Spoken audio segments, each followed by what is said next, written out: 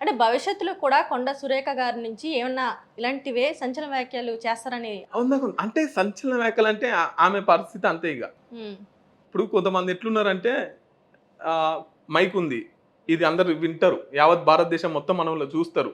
కాబట్టి మనం మాట్లాడే ప్రతి సెంటెన్స్ కూడా, ప్రతిదీ అంటే మన దగ్గర వాస్తవాలు, రుజువు, ప్రూఫ్స్ ఉంటేనే మాట్లాడే వాళ్ళు కొంతమంది ఉంటారు.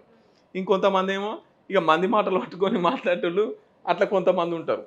సో ఇది చాలా ఎఫెక్ట్ పడుతుంది కొండ సురేఖ గారి మీద. ఎందుకంటే గతంలో ఈ మంత్రి విస్తరణ జరిగే ముందే మంత్రుల లిస్టులో నుంచి కొండ సురేఖ అవుట్, మంత్రుల లిస్టులో నుంచి కొండ సురేఖ అవుట్ అని చెప్పేసి వార్తలు వచ్చినాయి. ఇట్లా కొంత ఎఫెక్ట్ జరిగే అవకాశం ఉందని కూడా మనం ఈ కొండ సురేఖ గారి విషయంలో చెప్పుకోవచ్చు అనమాట. అంటే ఒక మాట అనే ముందు దాని ప్రతిఫలాన్ని కూడా తీసుకునే డేర్ ఉందంటారా? తీసుకుంటుందని అంత ఎత్తున పెద్ద ఎత్తున దాన్ని సారీ అయితే చెప్పదు మొత్తం మీద అయితే. ఓకే.